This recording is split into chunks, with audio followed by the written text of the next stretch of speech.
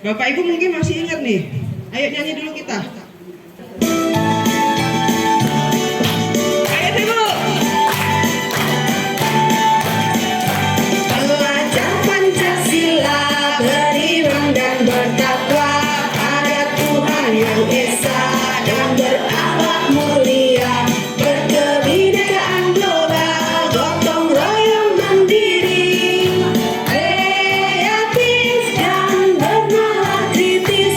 Belajar Pancasila, beriman dan bertakwa pada Tuhan yang Esa dan berakhlak mulia, berkebinekaan global, gotong royong mandiri, kreatif dan bernalar kritis. Luar biasa, terima kasih. Luar biasa, terima kasih. Baik, nah kaitannya dengan disiplin positif tadi, bagaimana disiplin positif tadi bisa kita aplikasikan ke dalam siswa kita adalah dengan mengetahui motivasi perilaku manusia. Bapak Ibu, kira-kira nih kalau saya tanya, Bapak Ibu tidak datang terlambat biar jangan apa? Jangan dipotong sesuatu. Jadi ada tiga motivasi perilaku manusia. Yang pertama, menghindari ketidaknyamanan atau hukuman. Menghindari hukuman. Nanti kalau terlambat dipotong hukumannya. Atau mendapatkan imbalan. Misalnya nanti mana tahu Bu Rina ini usul. Siapa yang rajin nanti di akhir semester, ayo guru yang paling disiplin dapat hadiah sarung misalnya Bu Rina. Atau menjadi orang yang mereka inginkan. Dia disiplin karena menghargai dirinya dengan nilai yang mereka percaya. Jadi yang terbaik yang nomor 3 gitu. Semua pasti di SPD ini yang karena yang nomor 3. Nah, ada hukuman, konsekuensi, dan restitusi. Nah, makin bingung. Ini ada identitas gagal. Tolong dibacakan Bu Dita. Identitas gagal itu murid yang ketika dia melakukan kesalahan itu langsung mendapatkan hukuman. Identitasnya langsung gagal. Sini, kenapa kok nggak terlambat masuk sekolah? Betul, itu langsung repot. Dan hukuman, murid diem. Kemudian muridnya marah, itu ada dampak muridnya marah. Dia diem tapi dalam hatinya dia rendah diri dan merasa bersalah. Nah, kita kembalikan ke identitas sukses dengan cara apa? Dengan memberikan konsekuensi. Konsekuensi seperti apa? Misalnya di kesepakatan kelas, nanti ada kaitan kesepakatan kelas. Anak-anak yang nanti yang terlambat masuk, maka dia harus membantu tugas piket hari ini. Setuju? Setuju. Itulah konsekuensi. Apakah itu sudah identitas sukses? Sudah. Tapi masih ada satu tingkat yang lebih baik, yaitu restitusi. Restitusi itu mengembalikan siswa ke dalam, ini ada yang Bu Dita, tolong ke slide-nya. Nah ini dia, hukuman itu bersifat tidak terencana. Terlambat kan ada di depan. Kenapa kau terlambat? Kesana kau nyapu. Tidak terencana. Dan murid tidak tahu apa yang akan terjadi dan tidak dilibatkan di sana. Hukuman itu bersifat satu arah dan tidak melalui kesepakatan. Biasanya fisik atau psikis gitu. Kemudian konsekuensi. Kalau konsekuensi sudah ada kesepakatan guru dan murid. Nanti kalau misalnya kamu terlambat, kamu ikut piket ya. Iya Bu. Nah itu sudah ada kesepakatan. Ada pelibatan murid di sana. Maka ketika terjadi kesalahan itu, murid sudah tahu, oh setelah ini aku terlambat, berarti setelah ini aku harus ikut bantu piket. Itu konsekuensi. Itu sudah identitas yang sukses. Yang terakhir yang paling baik adalah restitusi. Restitusi itu menciptakan kondisi murid untuk memperbaiki kesalahan. Jadi tidak diberikan hukuman, tapi kita kembalikan ke mereka. Apakah ini sulit? Sulit, tapi pasti bisa kita lakukan. Nanti akan lebih jelas di konsep yang keenam, yaitu segitiga restitusi. Jadi restitusi itu mengembalikan kesalahan mereka supaya mereka menjadi karakter yang lebih kuat ketika kembali ke kelompoknya. Seperti itu. Nanti dijelaskan di segitiga restitusi. Nah ini Bapak Ibu ada kita berikan sebuah pemantik. Apakah ini hukuman atau konsekuensi? Tadi kalau hukuman sama konsekuensi bedanya apa?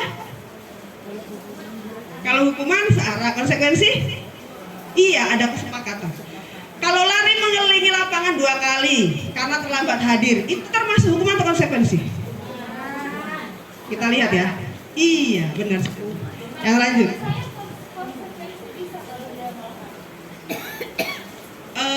Kenapa? Karena kami olahraga kan fisik. Kadang saya karena dia materi saya lari atau materi saya kan olahraga. Kalau dia terlambat masuk, saya sudah masuk, saya beri hukuman lari dia. Karena memang, tapi dia menentukan berapa dia mau lari, berapa keliling lapangan. Saya begitu. Saya buat konsekuensi dari dia terlambat masuk. Kalau saya bilang hukuman, saya nggak bilang itu hukuman karena dia bermanfaat untuk dia juga. Karena kami ada tes fisiknya di situ. Sebelum kita memulai kan kami pemanasan dengan lari. Jadi kalau saya suruh lari, tentukan kau mau lari berapa keliling. Berarti dia merasa dirinya mampu. Ada yang sampai 13 keliling lapangan dia. Kau mampu? Saya bilang mampu, Bu, katanya. Kalau kau sudah tidak mampu, angkat tangan, saya bilang. Baik, terima kasih Bu Pipi, luar biasa sekali. Ya, kita kembali ke konsep awal. Hukuman itu tidak ada pelibatan murid di sana. Jadi begitu datang, reflektif. Reflektif itu datang terlambat, lari kau, gitu. Itu hukuman. Lihat, itu ada tidak terencana dan tiba-tiba. Kamu lari karena terlambat, itu hukuman. Bagaimana dengan konsekuensi? Dia terencana dan disepakati. Jadi sebelum murid itu melakukan itu, Bu Pimpi sudah menyepakati dengan murid. Kamu terlambat kan? Iya. Kita buat kesepakatan. Kalau terlambat gimana hukumannya? Ya udahlah, Bu, lari 13 kali. Sanggup kamu? Sanggup. Itu termasuk konsekuensi. Karena ada pelibatan murid dalam pengambilan keputusan. Padahal konsepnya sama-sama lari keliling lapangan, tapi karena sebelumnya sudah ada pelibatan murid, maka dia berubah menjadi konsekuensi. Bagaimana Bu Pipi? Belum masuk? Iya, baik, alhamdulillah ternyata sudah. Baik, yang kedua, membersihkan coretan yang dibuat di meja. Masuk konsekuensi atau hukuman ini?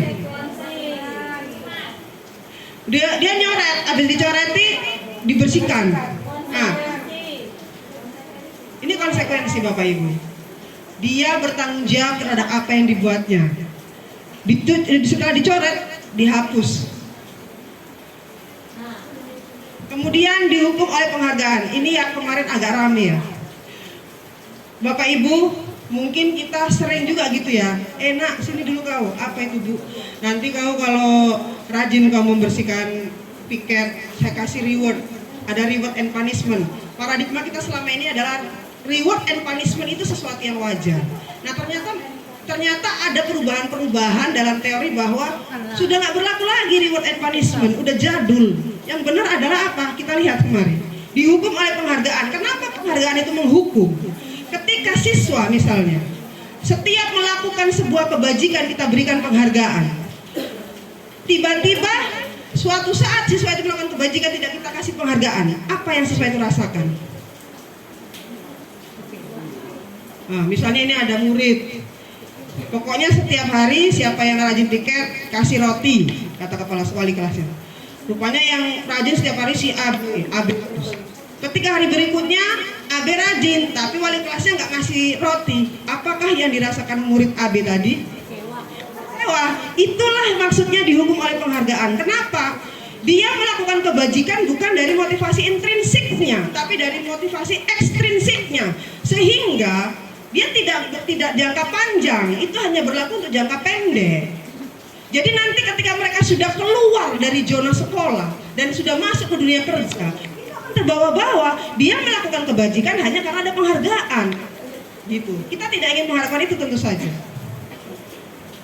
Nah, kenapa penghargaan tidak efektif? Ini dia. Jika saya mengharapkan suatu penghargaan dan tidak mendapatkannya, maka saya akan kecewa dan berkecil hati. Itu pasti kan.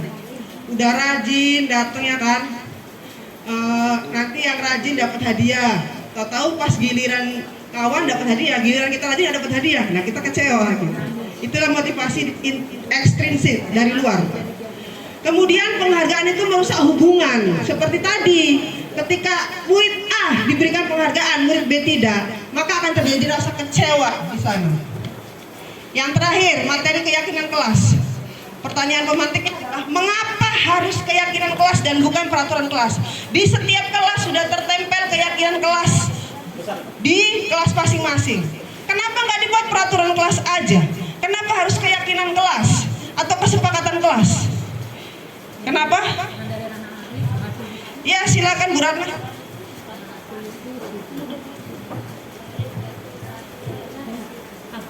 Kenapa harus keyakinan kelas dan bukan peraturan kelas? Terima kasih. Keyakinan kelas itu dibuat dari anak-anak beserta gurunya. Jadi kesepakatan antara anak dengan guru. Jadi tidak ada satu pihak itu ada terlibat guru dengan siswa. Terima kasih. Memang salah satu kekuatan SMP Negeri 2 ini adalah punya tenaga pendidik yang luar biasa. Kalau di materi Bagja Bu Ridita, mungkin Bu Rina masih ingat tuh materi Bagja, inquiry apresiatif. Ketika kita ingin merumuskan visi sekolah adalah lihat apa kelebihan di sekolah itu. Maka kelebihan di sekolah itu adalah memiliki tenaga pendidik yang luar biasa semangat dalam menuntut ilmu. Tepuk tangan untuk kita semua dong. Kenapa bukan peraturan kelas? Ini ada jawaban pemantiknya. Mengapa kita memiliki peraturan penggunaan helm? Bu Rina rajin pakai helm saya lihat. Kenapa Bu Rina selalu pakai helm ketika mau Nah, kalau kita jawab secara jujur, penggunaan helm itu hanya kita pakai ketika ada razia, gitu kan? Bukan karena alasan untuk melindungi diri kita ketika terjadi kecelakaan. Jadi untuk menghindari razia polisi. Baik, terima kasih. Tepuk tangan dong untuk kepala sekolah. Bu Mina, waktu COVID rajin pakai masker. Kenapa Bu Mina? Kenapa nih?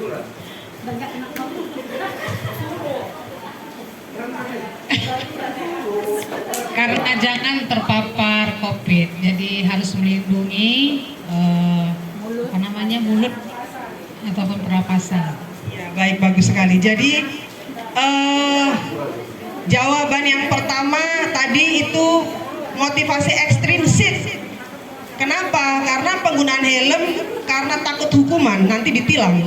Nah, yang kedua itu motivasi intrinsik dari dalam. Aku pakai masker supaya apa? Supaya aku tidak terpapar penyakit. Maka itu dari dalam dirinya. Nah, keyakinan kelas. Kenapa keyakinan kelas? Tadi benar yang dipaparkan Bu Yeti. Dibuat berdasarkan kesepakatan guru dan murid. Kalau peraturan itu satu arah, hanya murid, hanya guru. Anak-anak, kita buat peraturan kelas ya. Kalau permisi kalian 2 orang yang sekali permisi, nggak boleh 1 orang, nggak boleh lebih dari 2 misalnya. Atau anak-anak nggak boleh bawa handphone nonton di kelas ini. Anak-anak harus piket, harus bersih gitu. Jadi anak-anak itu cuma dengarkan lama-lama, bosan kali diatur-atur aja. Itu yang ada di pikiran kita kan. Kita pun kan gitu kan. Kalau misalnya Bu Rina bilang, guru jangan telat-telat, Bu Guru harus masuk ke kelas. Kita kan dalam hati kita, biar ngatur-ngatur aja ibu ini gitu. Beda kalau ada kesepakatan, karena ada sumbang syarat di sana. Ya kan Bu? Keyakinan kelas itu apa?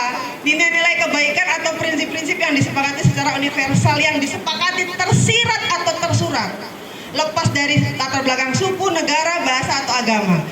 Nah, kalau ada keyakinan kelas yang sudah kita sepakati, murid itu lebih semangat karena ada sumbang syarat mereka. Nanti kita lihat di sini ada video. Ini cara prosedur pembuatan keyakinan kelas seperti ini Bapak Ibu. Buat kesepakatan. Nah, saya akan memberikan posisi ini. Saya mau kamu menyampaikan kira-kira kesepakatan apa yang mau kamu buat. Nanti dari posisi ini setelah kamu tulis akan kamu tempelkan di videonya kira-kira seperti itu. Nanti langkah-langkah yang lengkapnya seperti ini.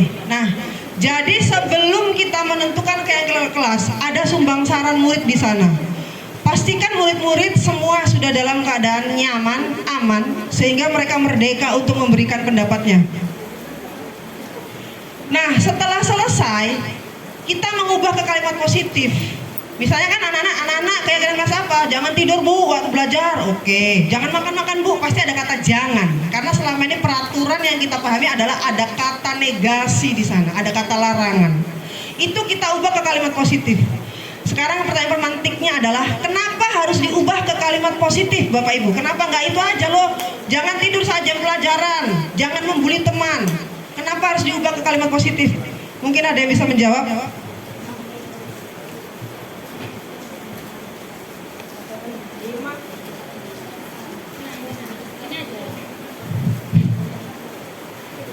Kenapa harus diubah ke kalimat positif?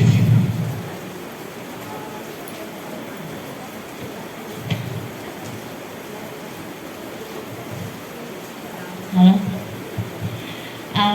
Karena supaya semua murid-muridnya menjadi lebih paham dan lebih mengerti apa yang dibuat oleh keyakinan kesepakatan kelas tadi bersama-sama, supaya lebih rinci juga, Ibu. Terima kasih. Oke, baik, terima kasih. Ada yang lain? Bu Tari?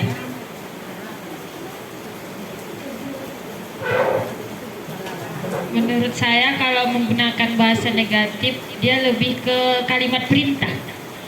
Kalau menggunakan kalimat yang positif dia lebih mengarah ke kesepakatan bersama.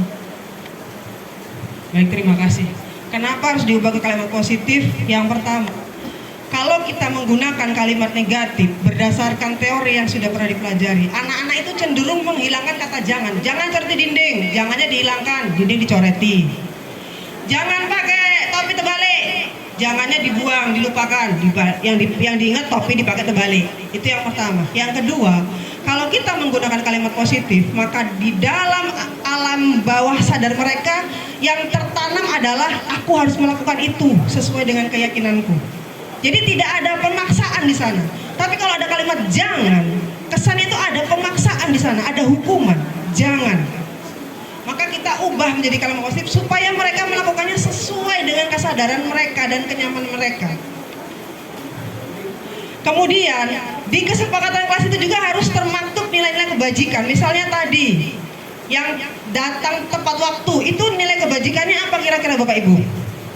Disiplin. Kemudian melaksanakan piket, bertanggung jawab. Kemudian tidak tidur dalam kelas atau fokus pada pelajaran. Ya, bisa jawab ya, sudah pas ya. Nah, setelah itu keyakinan-keyakinan ini dijadikan daftar, ditabulasi dia, seperti Bu Dita tadi ditabulasi dan disepakati anak-anak. Ini keyakinan kelasnya sudah kita rumuskan. Setuju? Pastikan berikan umpan balik. Setuju, setuju. Apakah ada yang ingin ditambahkan atau yang dikurangi, kita kembalikan kepada mereka. Kenapa? Itu memantik mereka untuk memberikan pendapatnya. Anak-anak kita ini susah sekali diminta pendapat. Kalau kita tanya aja lah, anak-anak siapa yang belum ngerti? Diam. Anak-anak siapa yang udah ngerti? Diam. Jadi macam mengajar makhluk halus kan gitu. Karena mereka tidak terbiasa dari kecil diberikan pertanyaan-pertanyaan romantik yang memancing cara mereka berpikir. Mereka takut untuk speak up gitu. Makanya saya nanti tahun depan Pusla Burina nih untuk P5 public speaking. Jadi anak-anak nanti keluar dari SMP 2 ini jadi public speaking andal gitu.